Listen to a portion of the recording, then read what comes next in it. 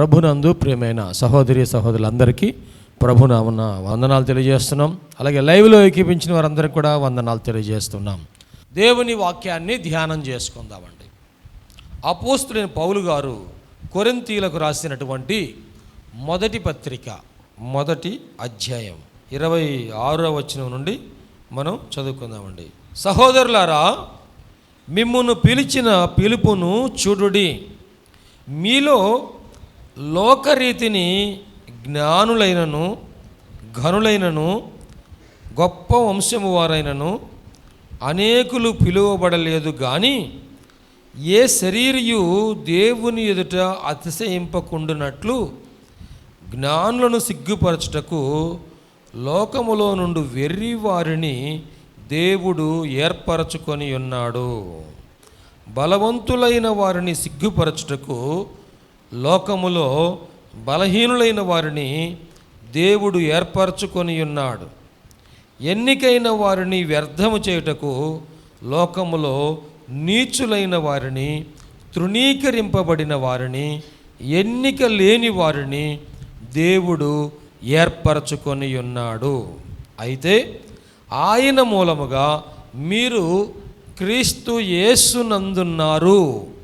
అతిశయించువాడు ప్రభువునందే అతిశయింపవలెను అని వ్రాయబడినది నెరవేరునట్లు దేవుని మూలముగా ఆయన మనకు జ్ఞానమును, నీతియు, పరిశుద్ధతయు, విమోచనమునాయను. దేవుడు ఈ వాక్య భాగము మన వినికిడిలో ఆశీర్వదించను గాక. ఆమేన్. ప్రభునందు ప్రియ దేవుని బిడ్డారా, పౌలు గారు కొరింథీయులతో మాట్లాడుతూ చాలా వివరంగా అనేక అంశాలు ప్రస్తావించి మాట్లాడారు. ఎన్ని పత్రికలు రాశారు ఆయన కొరింథీయులకు? 2 పత్రికలు రాశారు. ఎఫెసీయులకు ఎన్ని రాశాడు? 1 పత్రిక. ఫిలిప్పీలకు 1 పత్రిక. ఇక్కడ కొరింథీయులకు 2 పత్రికలు రాశాడు. అందులో ఆయన రాసిన పత్రికల్లో ఉన్న పెద్ద పత్రికలు ఏమంటే ఈ కొరింథీయులు రాసిన పత్రికలే కదా. దీనిలో వారిని ఏమంటున్నారంటే, ఓ కొరింథీయులారా, మిమ్మును పిలిచిన పిలుపును చూడండి. మిమ్మును పిలిచిన పిలుపును మీరు చూడండి. ఆ సంఘములో ఉన్న వారందరినీ కూడాను ఉద్దేశించి, కొరింథీ పట్టణంలో చాలా పెద్ద సంఘం ఉంది, వేల మందిలో సంఘం ఉన్నారు. ఆ సంఘములో ఉన్న వారందరినీ చూసి ఆయన మాట్లాడుతున్నారు. దేవుడు మిమ్మును పిలిచిన పిలుపును మీరు చూడండి. ఎటువంటి స్థితిలో మిమ్మల్ని పిలిచారో, ఎవరెవరిని పిలిచాడో దేవుడు.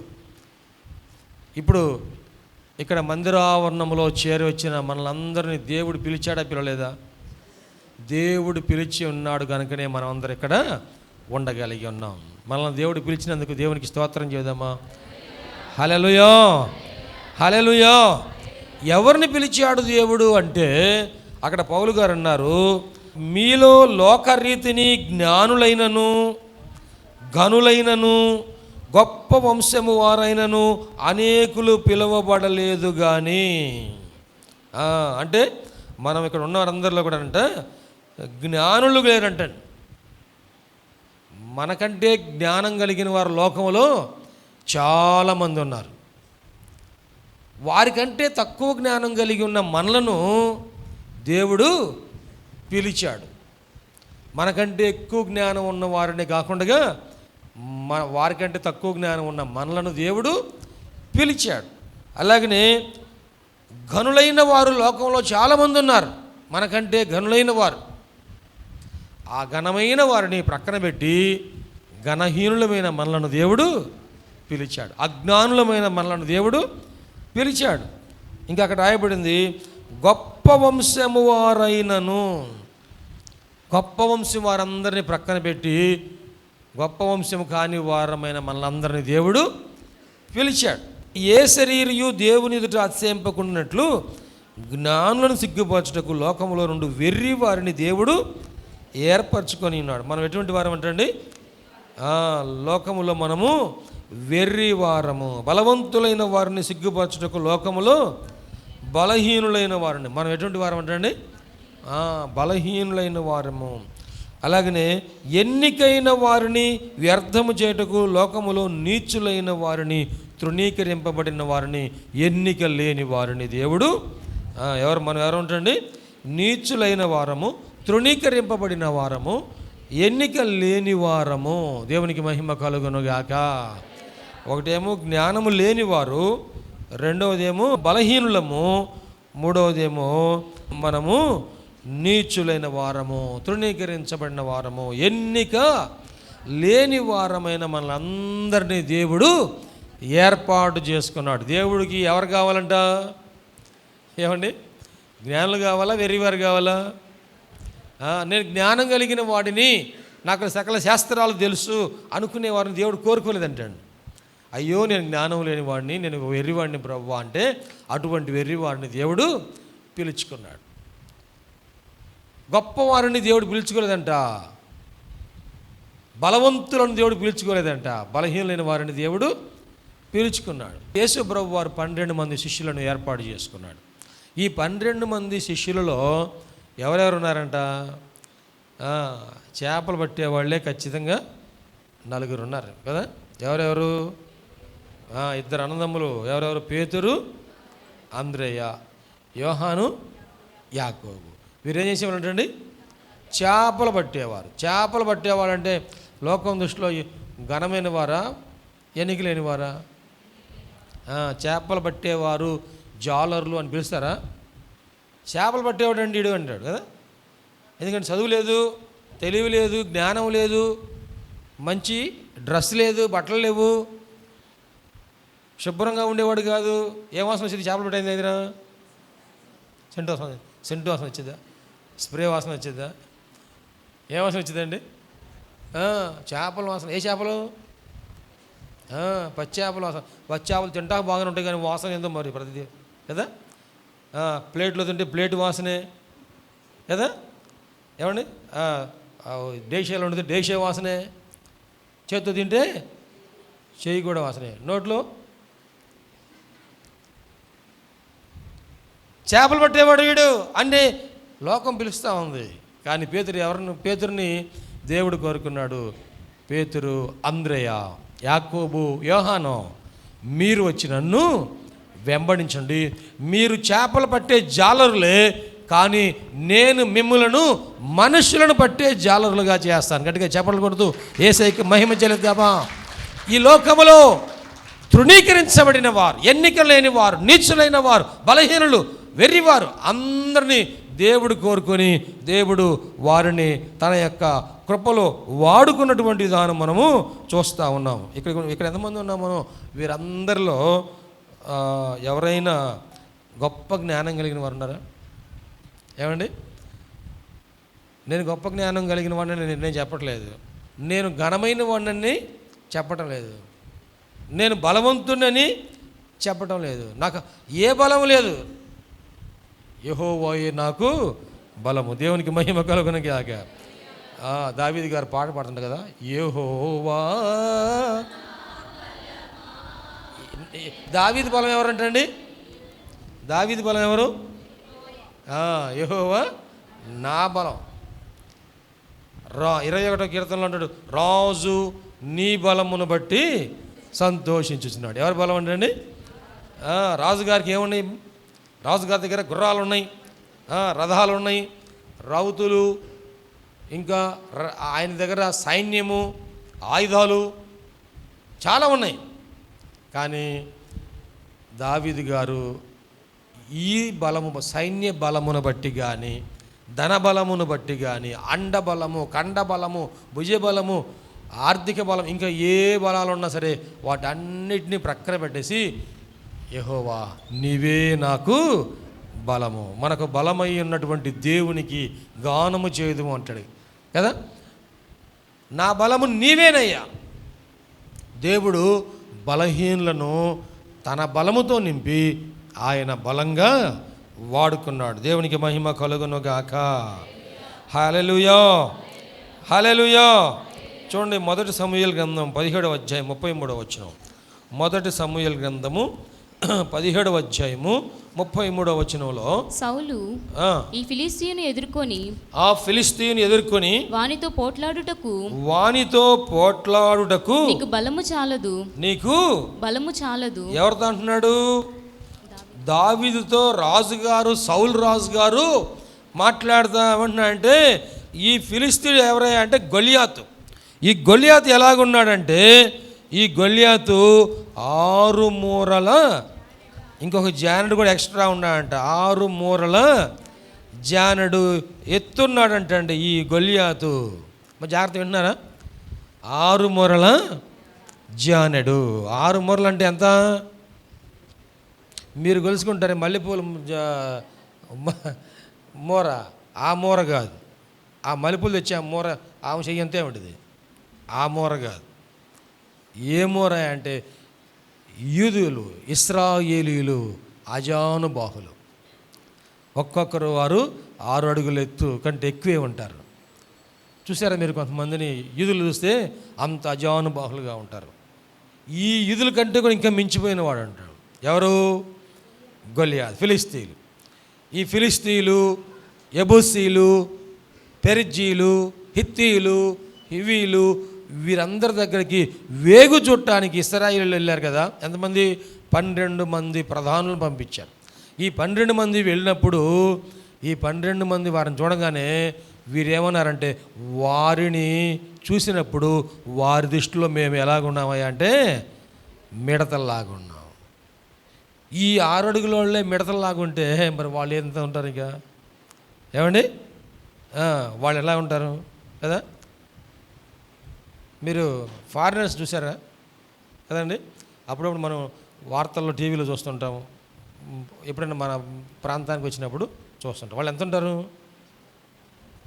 ఏమండి, మనలాగా పర్సనాలిటీ ఉండేదా? ఇంకొక పర్సనాలిటీ ఉండేదా? ఎక్కువ పర్సనాలిటీ. ఆఫ్రికా వాళ్ళు చూసారా? వాళ్ళ రంగు ఎలా ఉంటారు? నాకులాగా. వాళ్ళ క్రాఫ్ ఎట్లా ఉంటుంది? వాళ్ళు ఎత్తి ఎంత ఉంటారు? ఏమండి, ఈ ఫిలిష్తీయుడు ఇతనితో నువ్వు పోరాటానికి 6 అడుగుల మూరడు ఉన్నాడు. 6 మూరల జాండ్ ఎత్తున్నాడు. అతని బళ్ళెం పట్టుకోవడానికి ఒకడు మనిషి మోసుకుంటూ వస్తున్నాడు. అతను డాలు పట్టుకోవడానికి ఒక మనిషి మోసుకుంటూ వస్తున్నాడు. అంత పరాక్రమం కలిగిన వాడిని ఎదుర్కోవడానికి నీకు బలము చాలదు. ప్రేమేం దేవుళ్ళరా, కొన్ని సందర్భాల్లో మనం అనుకుంటూ ఉంటాము, ఈ సమస్యను జయించడానికి నాకు బలము చాలదేమో, ఈ శోధన జయించడానికి నాకు బలము చాలదేమో, ఇదిగో నా ముందు ఉన్న ఈ కార్యాన్ని నేను పొందుకోవడానికి నాకు బలము చాలదేమో, ఈ అనారోగ్యాన్ని జయించడానికి నాకు బలము చాలదేమో, ఈ పరిస్థితుల నుంచి నేను బయటపడలేనేమో, నా వల్ల కాదేమో. సౌలు అంటున్నాడు, ఇది నా వల్ల కాదు, నీ వల్ల కూడాను కాదు. సైన్యం అందరూ నిలబడి చూస్తున్నారు కానీ ఒక్కరు కూడా ముందుకి రావటం లేదు. ఎందుకంటే మా వల్ల కాదు, అంత బలం మాకు లేదు అనుకుంటున్నారు. అంటే వాళ్ళందరూ ఎవరి బలం మీద ఆధారపడుతున్నారు? వారి సొంత బలం పైన ఆధారపడుతున్నారు. దావీదు ఎవరి బలం మీద ఆధారపడుతున్నాడు? చూడండి, దయచేసి గమనించండి. ఇక్కడ ఒక భయంకరమైన సమస్య వచ్చింది ఇశ్రాయేలులందరికీ. ఆ శత్రువు వచ్చి 40 దినములు సవాలు చేస్తున్నాడంట. 40 దినములు.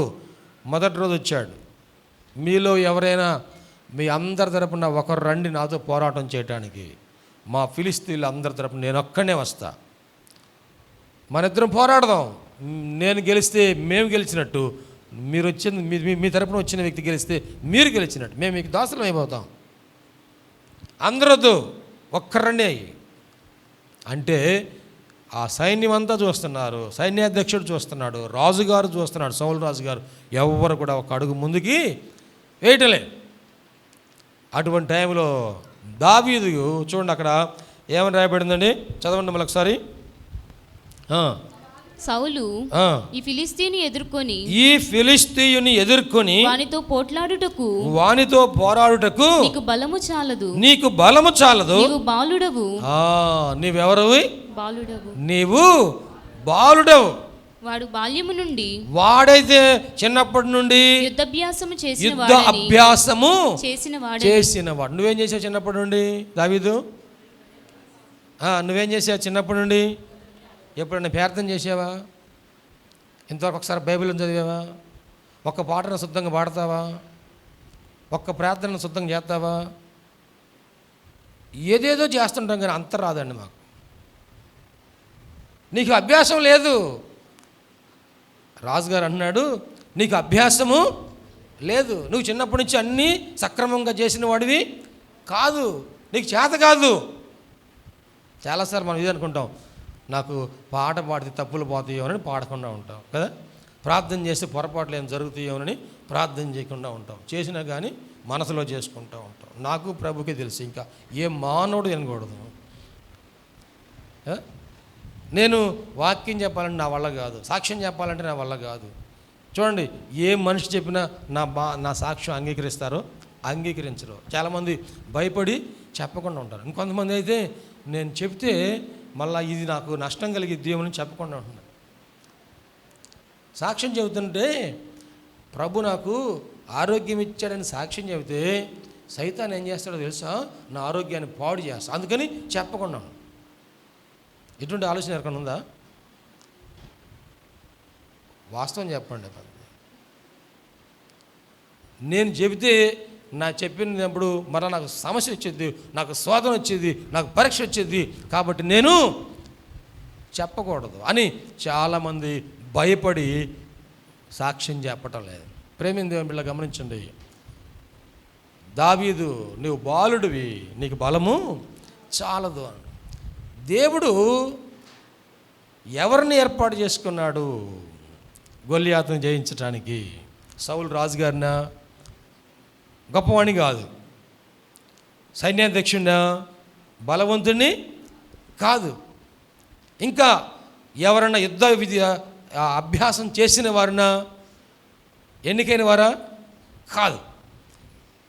ఎవరిని ఏర్పాటు చేసుకున్నాడు? దావీదుని ఏర్పాటు చేసుకున్నాడు. దావీదు తన బలం మీద ఆధారపడలేదు కానీ యుద్ధము యెహోవాదే. దేవునికి మహిమ కలుగును గాక. నీ సమస్య ఏదైనా సరే యుద్ధము యెహోవాదే. ప్రభువా, ఈ సమస్యపై నాకు విజయం ఇచ్చేవాడవు నీవేనాయన, ఈ అనారోగ్యాన్ని తొలగించేవాడవు నీవే, ఈ బలహీనతను తొలగించేవాడవు నీవే, ఈ సమస్యలో నాకు విజయం ఇచ్చేవాడవు నీవే, ఈ అప్పుల భారం తీర్చేవాడవు నీవే, నా దుఃఖాన్ని సంతోషంగా మార్చేవాడవు నీవే. ఇవన్నీ కూడాను ఇదిగో నీ చేతికి అప్పగిస్తున్నాను, నన్ను నీకు అప్పగించుకుంటున్నాను ప్రభువా. దావీదు బయలుదేరాడు. ఏ ఆయుధాలు తీసుకుని బయలుదేరాడు? ఏమండి, గొల్లియాతు ఏం తీసుకొచ్చాడంట?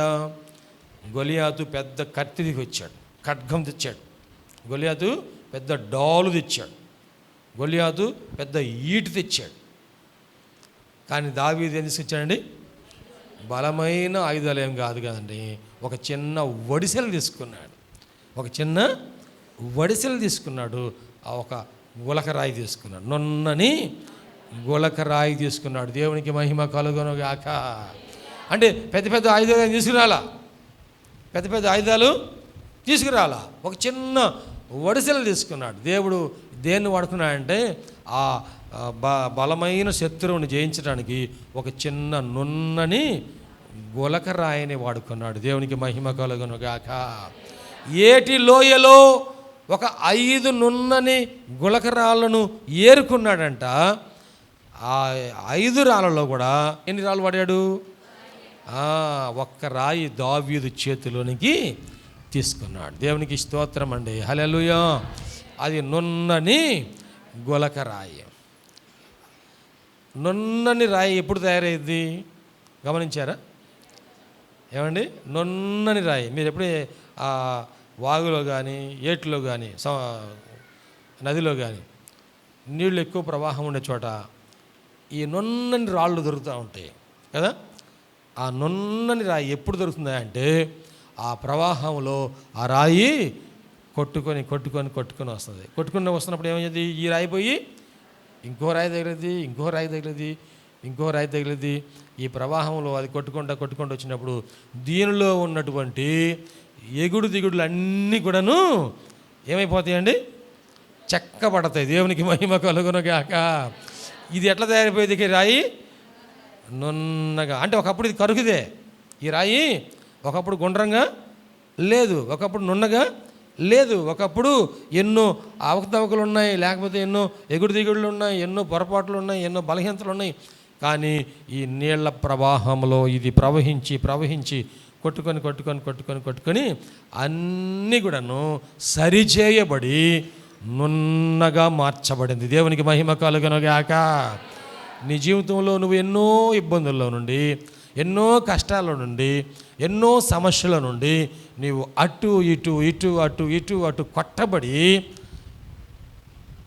చివరికి ఎలా తయారైపోయావంటే నున్నగా తయారైపో. దేవునికి స్తోత్రం అండి. హల్లెలూయా. చూడండి, ఒకప్పుడు మనము ఇతరులను తృణీకరించే వాళ్ళముగా ఉన్నాము, ఇతరులను దూషించే వాళ్ళముగా ఉన్నాము, ఇతరులను ద్వేషించే వాళ్ళముగా ఉన్నాము, గర్వం కలిగిన వారుగా ఉన్నాము. ఈ లోకములో ఒకప్పుడు మనము దేవునికి ఇష్టం లేని వారముగా ఉన్నాము, ఒకప్పుడు మనము ఇతరుల మీద నిందలు మోపే వాళ్ళముగా ఉన్నాం. కానీ ఎప్పుడైతే మనకు ఇవన్నీ ఎదురైనయో ఇప్పుడు అవన్నీ కూడాను మానివేశాం. దేవునికి మహిమ కలుగునుగాక. అందరిని మనం ప్రేమించే వాళ్ళం కాదు, గౌరవించే వాళ్ళము కాదు. ఇప్పుడు మనము అందరినీ ప్రేమిస్తూ ఉన్నాం, అందరినీ గౌరవిస్తూ ఉన్నాం, ఎవరిని ద్వేషించకుండా, ఎవరి మీద అపనిందలు మోపకుండా, క్రీస్తు మనలను ప్రేమించిన ప్రకారముగా, క్రీస్తు మనలను క్షమించిన ప్రకారముగా మనము కూడాను అందరినీ క్షమించే వారముగా ఉన్నాం. దేవునికి మహిమ కలుగునుగాక. ఒకవేళ ఇంకా మనము క్రీస్తు స్వరూపంలోనికి మారకపోతే ఇది నున్నని రాయి మాత్రము కాదు, ఇంకా ఇది ప్రవాహంలో వెళ్ళవలసినటువంటి అవసరత ఉంది. ఆ నున్నని రాయి, దావీదు చేతిలోని నున్నని రాయిలాగా మనము మలసబడాలి. దేవుడు ఆ వడిసెలు వేసే ఆయన ఏ రాయి కావాలని కోరుకున్నాడు? నున్నని రాయి కావాలని కోరుకున్నాడు. ఆ ఒడిసెల్లో ఉండే రాయి ఎలాగ ఉండాలంటండి? నున్నటి రాయి. ఆ ఏట్లోకి వెళ్ళాడు దావీదు, చాలా రాళ్ళు ఉన్నాయి. ఏ రాయి కోరుకున్నాడు ఆయన? అన్నీ చూశాడు. ఇది తీసుకుంటే ఇది నున్నగా ఉందా లేదా పట్టుకొని చూశాడు. పట్టుకుంటే ఇదేదో గుచ్చుకుంటున్నట్టు ఉంది, తీసేయి. ఎక్కడ వేసాడు దాన్ని? ఏట్లోనే వేసేసాడు, ఆ లోయలోనే పడేసేసాడు. ఇంకొక రాయి తీసాడు, ఇది పట్టుకుంటే ఎలా ఉంది? నున్నగా ఉంది. ఇది మనకు ఉపయోగపడింది, ఇది కావాలి. దేవునికి మహిమ కలుగునుగాక. లోకంలోకి వెళ్తే ఆయన అందరిని ఏరుకున్నాడు కదండి. రెడ్డిపాలెం వెళ్ళాడు, ఎవరెవరు కావాలి ఎవరైనా చూసుకుంటుంటే ఇదిగో వీళ్ళందరూ వచ్చిన వాళ్ళందరూ బాగా నున్నగా ఉన్నారు. దేవునికి మహిమ కలుగునుగాక. అంటే నున్నని రాయిలాగా ఉన్నారు. దేవునికి స్తోత్రం. ఇప్పుడు వాళ్ళ మనసు కరుగు స్వభావం మారిపోయింది, అపవిత్రమైన స్వభావం మారిపోయింది, విద్వేషం అంతా తొలగిపోయింది, ప్రేమతో నింపబడింది. ఏ స్వరూపంలోకి వచ్చేసారు వీళ్ళందరూ? ఇదిగో సిలువ ద్వారా క్రీస్తు స్వరూపంలోనికి వచ్చేసేసారు. ఇదిగో గుంటూరు మొత్తం వెళ్ళేసరికి ఈ గుంటూరు మొత్తంలో ఇంకో వీళ్ళందరూ ఈ రాళ్ళన్నీ ఎట్లా ఉన్నాయంటండి? ఇక్కడ చేరొచ్చిన రాళ్ళన్నీ ఎలాగ ఉన్నాయి? నున్నగా. ఆ లైవ్లో ఉన్న రాళ్ళన్నీ ఎలాగున్నాయి? అవి పెద్ద పెద్ద రాళ్ళు కాబట్టి ఇక్కడ చిన్న చిన్న రాళ్ళు కాబట్టి మోసుకొచ్చాం. దేవునికి మహిమ కలుగునుగాక. ఇంత రాయి మోసుకొస్తాం మనం, అక్కడే ఉండాలి, అది అక్కడే ఉండాలి. కానీ ఈ చిన్న రాయి అనుకోండి జేబులో వేసుకొని రావచ్చు. దేవునికి స్తోత్రం. ఇది నున్నగా ఉన్న రాయి ఏరుకుంటా ఉన్నాడు దేవుడు, కోరుకుంటా ఉన్నాడు, ఏరుకుంటా ఉన్నాడు, ఏర్పాటు చేస్తూ ఉన్నాడు. కనుకనే మనం అందరం కూడా ఈ రోజున ఇదిగో షకీనా ప్రార్థన మందిరంలో ఆయన పరిశుద్ధ పాదముల చెంత చేరి దేవుణ్ణి స్తుతిస్తున్నాం. దేవునికి స్తోత్రం.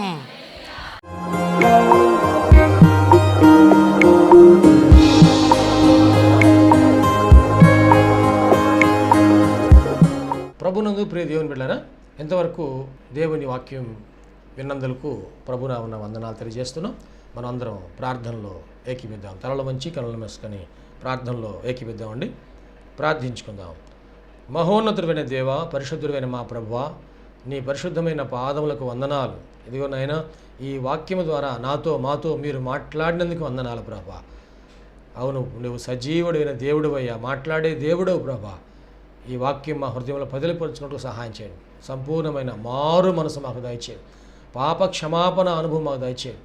రక్షణ ఆనందం మాకు దయచేయండి ప్రభువా. ఈ అనారోగ్యములు, బలహీనతలు, సమస్యలు, శోధనలు, సైతాను ఆటంకాలు అన్నీ కూడా యేసుక్రీస్తు నామములో తొలగించండి నాయన. పరిశుద్ధాత్మ దేవ మీ కార్యం జరిగించండి అయ్యా. మీరు మాకు తోడుగా ఉండి దీవించండి. మమ్మల్ని, మా కుటుంబం జ్ఞాపకం చేసుకోండి. మా బిడ్డలు మీరు ఆశీర్వదించండి ప్రభా. మా కుటుంబంలో రక్షణ, ఆనందం సంపూర్ణంగా దయచేయండి. ఎటువంటి అవసరాలని మీకు తెలుసునైనా ప్రతి అవసరతలో కూడా మాకు సహాయం దయచేయండి. అన్ని విషయాలు కూడా మీరు దీవించండి. ఈ టీవీ ప్రోగ్రాం చూసిన ప్రతి ఒక్కరిని పేరు పేరు వరుసన మీరు దీవించి రక్షించి మీరు అక్కడ కొరకు సిద్ధపరచండి.